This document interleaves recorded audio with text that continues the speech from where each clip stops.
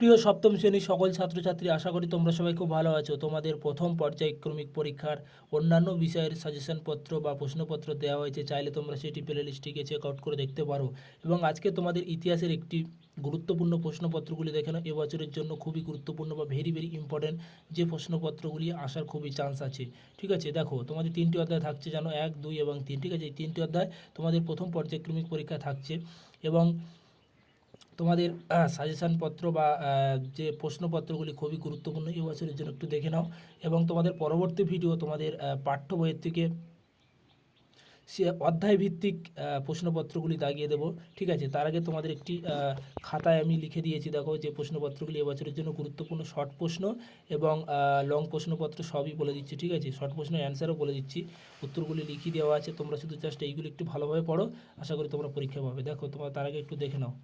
দেখো, 2 এবং 3 নাম্বারের জন্য যেগুলি পড়বে খুবই গুরুত্বপূর্ণ। ঠিক আছে, এবছরের জন্য দেখবে গোপালকে তার কীর্তি কী। ঠিক আছে, এই প্রশ্নের উত্তরটি তোমাদের পাঠ্য বই 16 নম্বর পেজে পেয়ে যাবে। ঠিক আছে, উত্তরটি খুব ভালোভাবে মুখস্থ করবে। তারপরে চোল রাজ্য কীভাবে নৌশক্তি গড়ে উঠেছিল, পৃষ্ঠা নম্বর 17। তারপর দেখবে হিজারি কি বা হিজরত সহজ কোথায় লেখো বা কাকে বলে। ঠিক আছে, পেজ নম্বর তোমাদের পাঠ্য বই 19 নম্বর পেজ নম্বরে, সেখানে গিয়ে তোমরা এই উত্তরটি পেয়ে যাবে। তারপরে মৎস্য ন্যায় কি, ভেরি ভেরি ইম্পর্টেন্ট, এই প্রশ্নটা খুবই গুরুত্বপূর্ণ এবছরের জন্য, খুব ভালোভাবে মুখস্থ করবে, পেজ নম্বর 13 তোমাদের পাঠ্য বই। তারপরে খলিফা বা খিলাফত কি, পেজ নম্বর 20।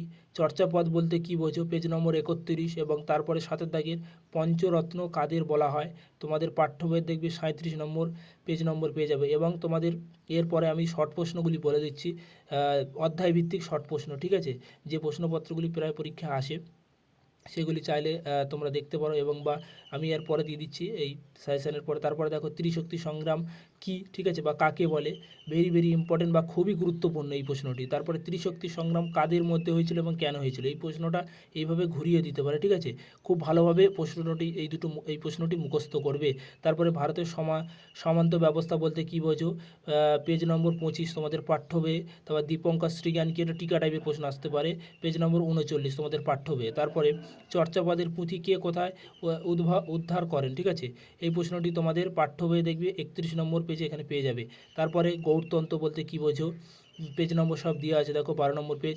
এবং সামন্ত ব্যবস্থা কাকে বলে, তোমাদের পাঠ্য বইয়ের 26 নম্বর পেজে এই প্রশ্নের উত্তরটি পেয়ে যাবে। ঠিক আছে, এবং 5 নম্বরের জন্য লং প্রশ্নপত্রগুলি একটু দেখে নাও। আচ্ছা, তারপরে 2 নম্বরের কিছু লং প্রশ্ন, 2 নম্বর এবং 3 নম্বর, যা উর এবং নাড়ু কি। তারপর হচ্ছে তোমার ইউরোপের সামন্তন্ত্র কাকে বলে। ঠিক আছে, পেজ নম্বর 26। এবং রাজা লক্ষণ সেনের রাজ্যসভার সাহিত্য চর্চা পরিচয় দাও। ঠিক আছে, পেজ নম্বর 37। আচ্ছা, তোমাদের পাঠ্য বই যে শর্ট প্রশ্নগুলি আছে, ঠিক আছে, সেই শর্ট প্রশ্ন সবকটি খুব ভালোভাবে দেখবে, যেমন পেজ নম্বর 41 এবং 23।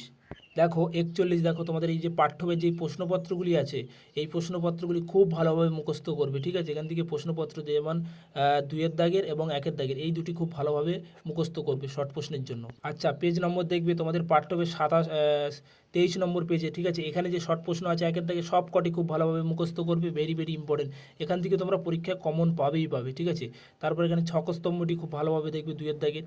তোমাদের পাঠ্য বইয়ের শর্ট প্রশ্ন যে অনুশীলনী কোশ্চেনগুলি আছে সেগুলি সব কটি খুব ভালোভাবে মুখস্থ করবে। ঠিক আছে, আচ্ছা, তারপরে দেখো 5 নম্বরের জন্য কোন প্রশ্নপত্রগুলি একটু খুবই গুরুত্বপূর্ণ এবছরের জন্য, যেমন পাল ও সেন যুগের বাংলার কৃষি ও বাণিজ্য কেমন ছিল, পেজ নম্বর 28 তোমাদের পাঠ্য বইয়ে পেয়ে যাবে। ঠিক আছে, অথবা পাল ও সেন যুগে বাংলা মানুষের জীবনযাত্রা কেমন ছিল, এই প্রশ্নটা খুবই গুরুত্বপূর্ণ।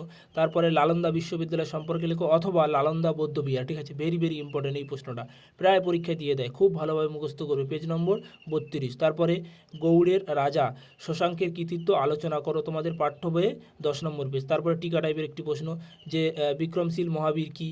ঠিক আছে, খুবই গুরুত্বপূর্ণ, ভেরি ভেরি ইম্পর্টেন্ট এই প্রশ্নটি, যেমন 34 নম্বর পেজ। তারপর হচ্ছে কৈতব্য বিদ্রোহ সম্পর্কে লেখো, খুবই গুরুত্বপূর্ণ বা ভেরি ভেরি ইম্পর্টেন্ট এবছরের জন্য, 15 নম্বর পেজ। তারপরে একটি এক্সট্রা দেওয়া আছে যে বাংলা তুর্কি আক্রমণের কারণ ও ফলাফল ব্যাখ্যা করো। ঠিক আছে, এই কটি প্রশ্ন লং প্রশ্নের জন্য তৈরি করো, আশা করি তোমরা পরীক্ষায় কমন পাবে।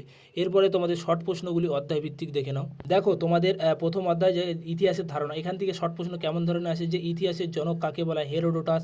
এবং ইন্ডিয়া নামটি প্রথম ব্যবহার করেন কোন শতকে। ঠিক আছে, 6ষ্ঠ শতকে। তারপরে ইন্ডিয়া শব্দটি কে প্রথম ব্যবহার করেন, হেরোডোটাস। তারপরে আরবি ফরাসি আমলের হিন্দুস্তান বলতে বোঝায় কোন অঞ্চলকে, সিন্ধু নদীর অঞ্চলকে। তারপরে দেখো দ্বিতীয় অধ্যায়ের শর্ট প্রশ্নপত্রগুলি দেখে নাও বা ভেরি ভেরি ইম্পর্টেন্ট প্রশ্নপত্রগুলি, ঠিক আছে। যেমন একের দাগেরটি দেখবে, এই একের দাগেরটি প্রায় পরীক্ষা আছে যে বঙ্গ নামটির প্রথম উল্লেখ পাওয়া যায় কথা ওই ধরনের আরণ্যক।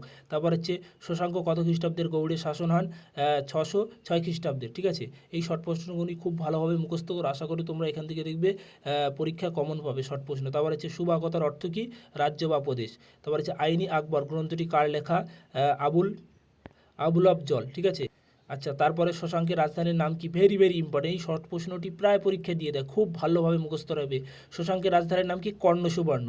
তারপর হচ্ছে বাগপাতিরাজ কার সভাকবি ছিলেন, যশবর্মের। তারপর হচ্ছে পাল বংশের কে প্রতিষ্ঠান করেন, ঠিক আছে, গোপাল। আচ্ছা, কৈবর্ত বিদ্রোহের নেতার নাম লেখো, এই কৈবর্ত বিদ্রোহের একটি বা দুটি নেতার নাম আসতে পারে, খুব ভালোভাবে মুখস্থ করবে, যেমন রুদক, দিব্যক এবং ভীম। তারপরে পাল বংশের শ্রেষ্ঠ রাজা কে বা কাকে বলা হয়, ধর্মপালকে, ঠিক আছে। এই শর্ট প্রশ্নগুলি খুব ভালোভাবে মুখস্থ করো। এবং পরবর্তী পেজ দেখো, পরবর্তী 10-এর দাগেরটি একটু দেখে নাও খুব ভালোভাবে। 10-এর দাগেরটি ভেরি ভেরি ইম্পর্টেন্ট, প্রায় পরীক্ষা দিয়ে দেয়, খুব ভালোভাবে দেখে নাও এবং পড়ে নাও, ঠিক আছে। যদি তোমাদের পড়তে কোনো প্রশ্ন অ্যান্সার যদি প্রশ্ন পড়তে যদি অসুবিধা হয় তাহলে তোমরা কমেন্টের মাধ্যমে জানিও দাগ নম্বর দিয়ে, তাহলে আমি তোমাদের বলে দেওয়ার চেষ্টা করব, ঠিক আছে। তারপর দেখো 12 দাগেরটি দেখবে, দেখো শর্ট প্রশ্নগুলি খুবই হেভিয়েট প্রশ্ন, ঠিক আছে, যে প্রশ্নগুলি পরীক্ষা আসার চান্স খুবই, সেই রকম ধরনের প্রশ্নপত্র আমি দিয়েছি। দেখো যেমন গঙ্গায় কোন্ডচল উপাধি কে নিয়েছিল, ঠিক আছে, প্রথম রাজেন্দ্র ছিল, এই সমস্ত প্রশ্নগুলি প্রায় পরীক্ষায় দিয়ে দেয়, ঠিক আছে, খুব ভালোভাবে দেখবে। আচ্ছা, পরবর্তী পেজ দেখবে অর্থশাস্ত্র রচয়িতাকে কৌটাল্যি, ঠিক আছে, খুবই গুরুত্বপূর্ণ প্রশ্ন। তারপর যে সকল উত্তর পথনাথ, ভেরি ভেরি ইম্পর্টেন্ট, এই প্রশ্নটা খুবই গুরুত্বপূর্ণ, প্রায় পরীক্ষা দিয়ে দেয়, ঠিক আছে, ভালোভাবে দেখে রাখবে। যেমন হর্ষবর্ধন এবং হর্ষচরিত্র কে রচনা করেছিলেন, বাণভট্ট, এই প্রশ্নটিও খুবই গুরুত্বপূর্ণ। দেখো শর্ট প্রশ্ন যা দিয়েছি সবই ইম্পর্টেন্ট প্রশ্ন, ঠিক আছে, ভালোভাবে দেখে নাও, এইগুলি পড়ে যাও, আশা করি পরীক্ষা কমন পাবে। পরবর্তী 30 দাগেরটি একটু দেখে নাও। আচ্ছা, পরবর্তী অধ্যায় দেখো, তৃতীয় অধ্যায়, ঠিক আছে, তোমাদের ইতিহাসের তৃতীয় অধ্যায়ের শর্ট প্রশ্নপত্রগুলি দেখে নেওয়া যাবে। দেখবে এখানে দেখবে কোন নদীর ব্যবস্থাকে ঘিরে চোল রাজ্য গড়ে উঠেছিল, খুবই গুরুত্বপূর্ণ প্রশ্ন, উত্তরটি কি, কাবেরী নদী, ঠিক আছে। তারপরে চোল রাজ্য প্রধান কে ছিলেন, রাজরাজ, ঠিক আছে। এগুলি শর্ট প্রশ্নগুলি দেখে নাও একটু, খুব ভালোভাবে পড়ে নাও, ঠিক আছে, এইগুলি পড়ে যাও, আশা করি তোমরা পরীক্ষায় কমন পাবে এবং তোমাদের পাঠ্য বইটি তোমরা খুব ভালোভাবে পড়ে রাখবে, ঠিক আছে। তার সঙ্গে দেখো এখানে দেখবে চিকিৎসা সংগ্রহ বইটি কার লেখা, ঠিক আছে, চক্রপাণি দত্ত। প্রশ্নগুলি একটু খুব ভালোভাবে দেখে নাও। এবং এখানে একটি প্রশ্ন আছে যে পাল যুগের এবং সেন যুগের কৃষকদের কাছ থেকে রাজা কি পরিমাণ কর আদায় করত, উত্তর হবে কি 1/6 ভাগ, ঠিক আছে, কর আদায় করত, শর্ট প্রশ্নের জন্য দেখে রাখবে। আচ্ছা, পরবর্তী প্রশ্নগুলি দেখে না যাও, দেখো যেগুলি আমি তোমাদের